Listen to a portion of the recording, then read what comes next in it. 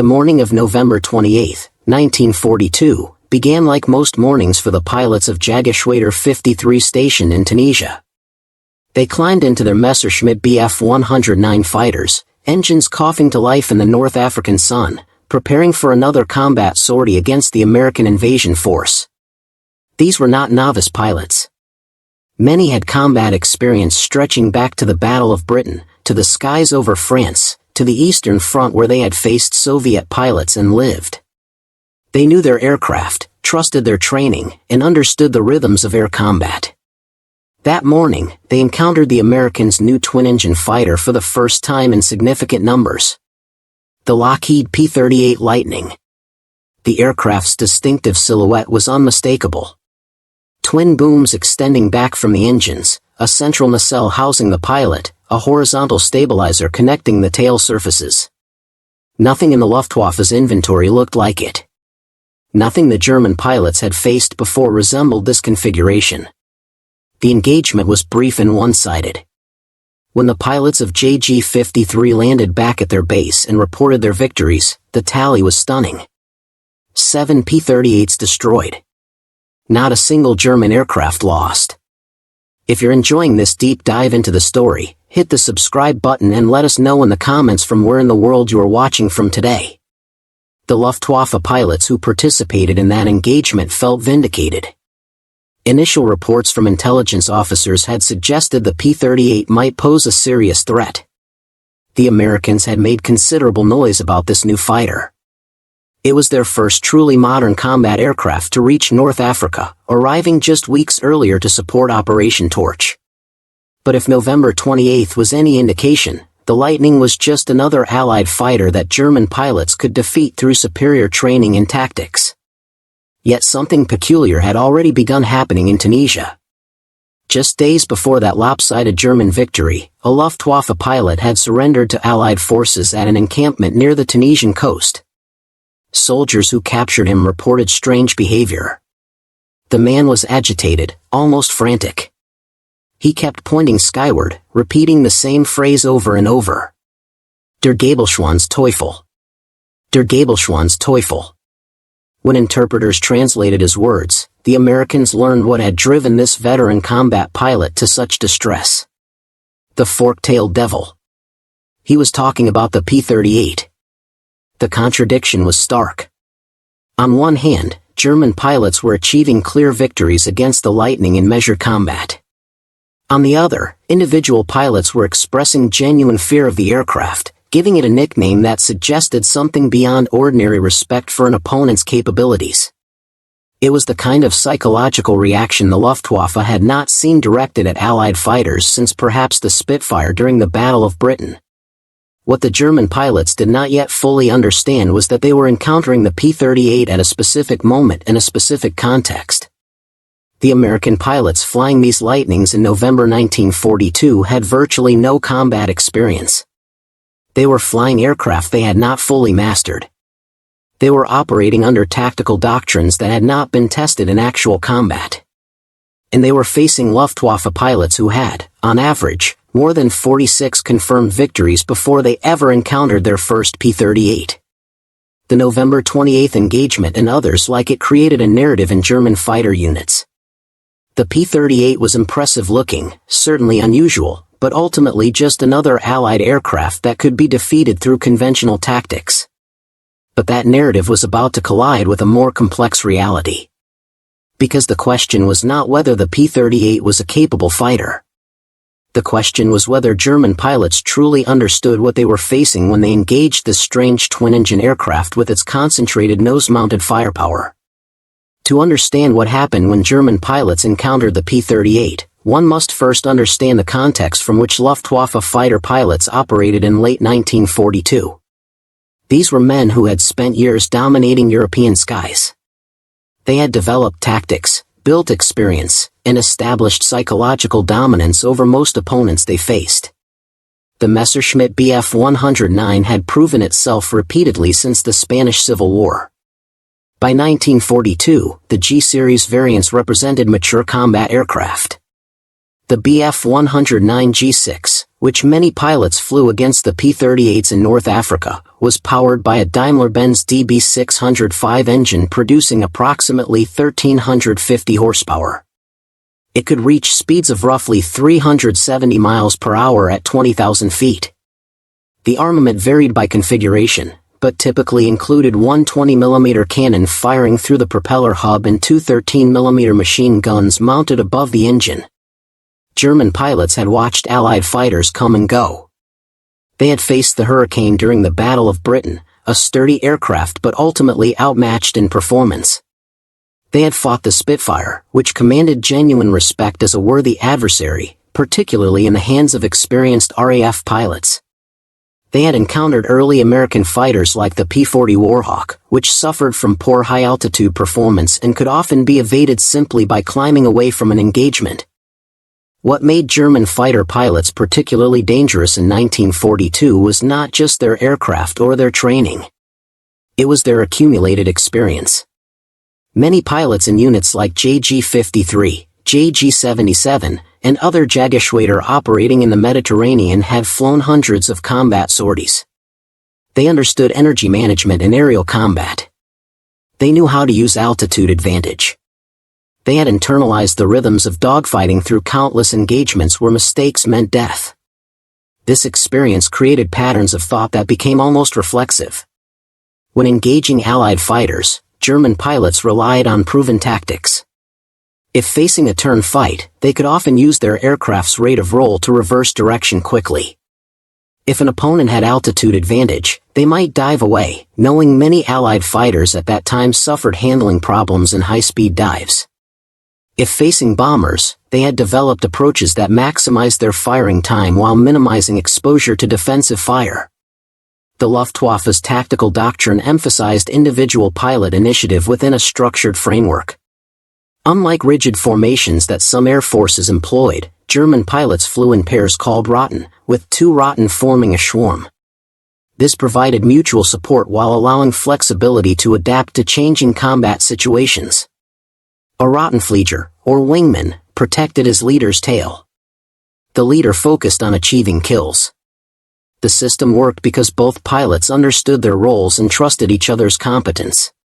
When American fighters began appearing in North African skies in November 1942, German pilots assessed them through this lens of accumulated experience. The P-38 was certainly unusual. Its twin-engine configuration was rare for a single-seat fighter. The twin-boom layout was unlike anything in widespread use. But unusual did not necessarily mean dangerous. German intelligence officers had obtained basic specifications for the Lightning. They knew it was fast, with a top speed exceeding 400 miles per hour in later variants. They knew it had long range, useful for escort missions over vast distances. They understood the armament was concentrated in the nose, which eliminated the convergence issues that plagued wing-mounted guns on other fighters. But specifications on paper meant little compared to actual combat performance. And in the first weeks of combat, the P-38's performance seemed to confirm what many German pilots suspected. It was fast in level flight but could be outmaneuvered. It was well-armed but flown by inexperienced pilots who made predictable mistakes. It was impressive-looking but ultimately vulnerable to experienced Luftwaffe pilots who understood how to exploit its weaknesses. This confidence was not entirely misplaced. The numbers from those early engagements supported it. But confidence born from success can become dangerous when it prevents clear assessment of changing circumstances.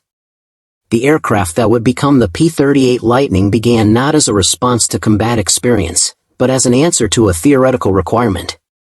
In February 1937, the United States Army Air Corps issued Specification X-608, calling for a high-altitude interceptor capable of speeds and climb rates that seemed impossible to achieve with existing single-engine designs. The specifications were demanding. The aircraft needed to reach 360 miles per hour at 20,000 feet and maintain that speed for 1 hour. It needed to climb to 20,000 feet in 6 minutes. It required heavy armament sufficient to destroy enemy bombers. These requirements effectively mandated a twin-engine design because no single engine available in 1937 could provide sufficient power. Lockheed Aircraft Corporation had never designed a military fighter. The company's experience lay in civil transport aircraft. But Hal Hibbard, Lockheed's chief engineer, saw opportunity in the Air Corps specification. Working with a young engineer named Clarence Kelly Johnson, Hibbard assembled a design team to tackle the problem. Johnson's solution was radical. Rather than placing two engines side by side in a traditional arrangement, he separated them entirely. Each engine would sit in its own nacelle, or boom, extending back from the wing. The booms would carry the tail surfaces, connecting through a horizontal stabilizer. The pilot would sit in a central pod between the engines. This configuration offered multiple advantages that became apparent as the design evolved. First, it solved the propeller problem. With engines mounted in separate booms, each could turn its propeller in the opposite direction from the other. The left engine's propeller rotated counterclockwise when viewed from the front. The right engine's propeller rotated clockwise. This counter-rotating arrangement canceled out the torque effects that plagued single-engine fighters, particularly during takeoff and landing. Second, it provided an ideal location for armament. With the pilot sitting in the central nacelle, all weapons could be concentrated in the nose, firing directly forward. This eliminated convergence issues entirely. On conventional fighters with wing-mounted guns, armament had to be aimed so the bullets from each gun converged at a specific distance, typically between 100 and 250 yards. At any other range, the fire pattern was dispersed. The P-38 had no such limitation. Its guns fired in parallel, creating a cone of fire that remained effective from very close range out to 1,000 yards. Third, the twin-engine configuration provided redundancy. A single-engine fighter hit by anti-aircraft fire or damaged in combat had only one option if the engine failed. The pilot had to bail out or attempt a forced landing. A P-38 pilot with one engine damaged could shut it down, feather the propeller to reduce drag, and fly home on the remaining engine. The aircraft was controllable on single-engine power, though reduced performance meant the pilot had to be careful about maintaining airspeed. The prototype XP-38 flew for the first time on January 27, 1939, with Lieutenant Benjamin Kelsey at the controls. The flight revealed an aircraft with extraordinary performance for its time. Later that year, Kelsey attempted a transcontinental speed record in the XP-38. Flying from California toward New York, he covered over 2,000 miles before the aircraft crashed during an approach to Mitchell Field. Kelsey survived with minor injuries. The Army Air Corps, impressed by the aircraft's performance despite the crash, ordered service test aircraft. As production began, Lockheed refined the armament package. Early prototypes carried a 37mm cannon, but this proved problematic. The weapon was heavy, the ammunition load limited, and reliability issues plagued the system. By the time P-38E models entered production in 1941, Lockheed had settled on the definitive armament configuration. One 20mm Hispano cannon with 150 rounds.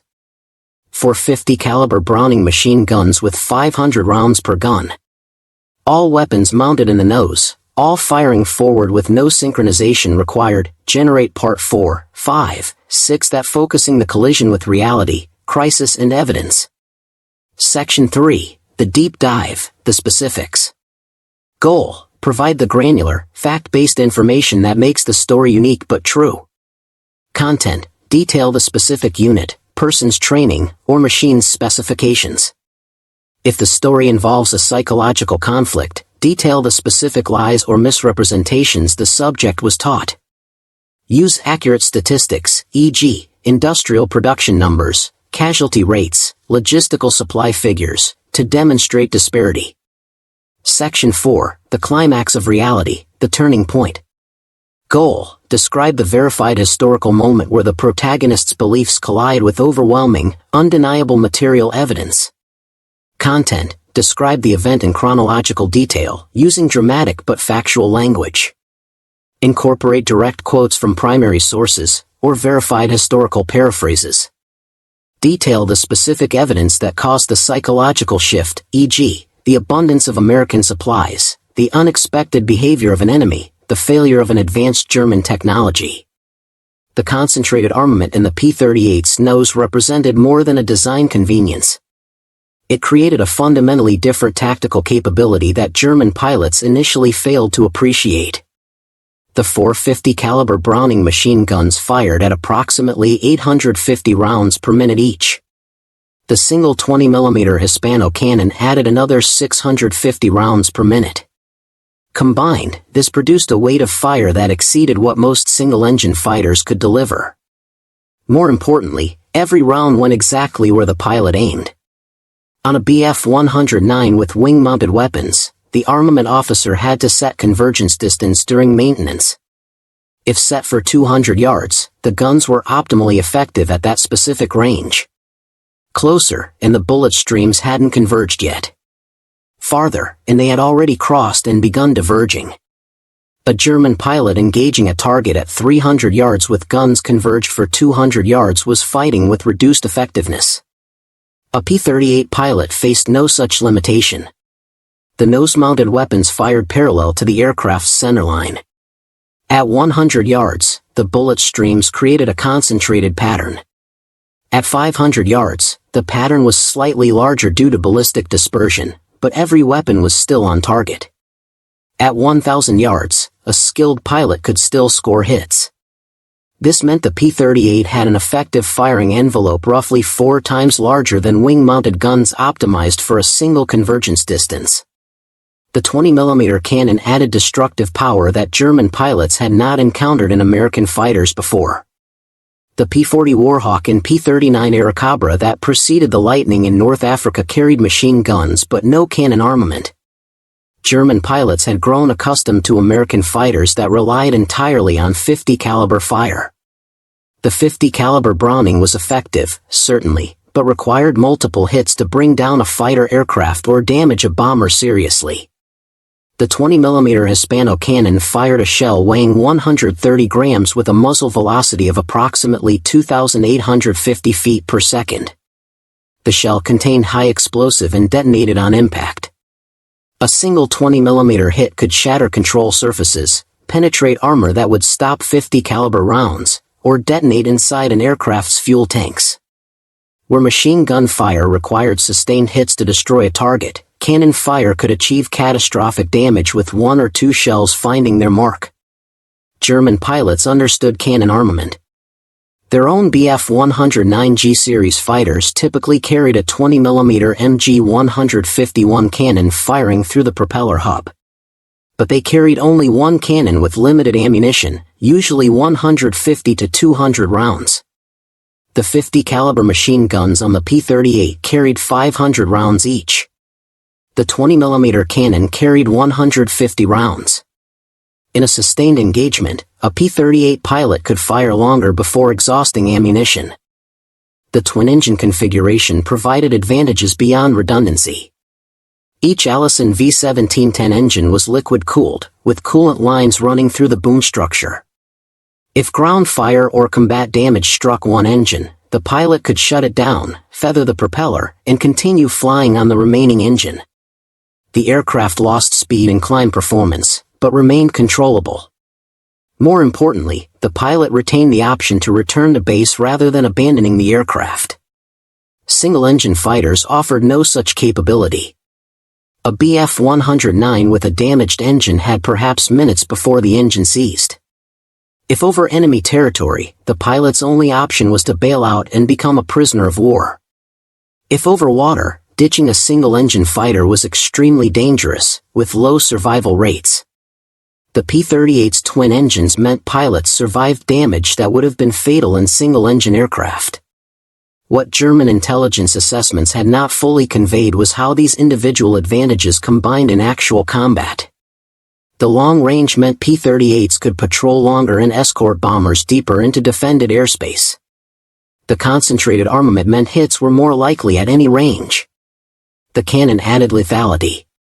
The twin engines provided survivability. Each advantage was significant. Together, they created an aircraft far more dangerous than initial combat results suggested. Johannes Steinhoff climbed into his Messerschmitt Bf-109 G6 on the morning of August 25, 1943, at Foggia Airfield in Italy. He was testing a newly installed engine, a routine maintenance flight with his wingman, Oberleutnant Theo Lindemann. They lifted off around 8 in the morning, climbing into clear skies over southern Italy.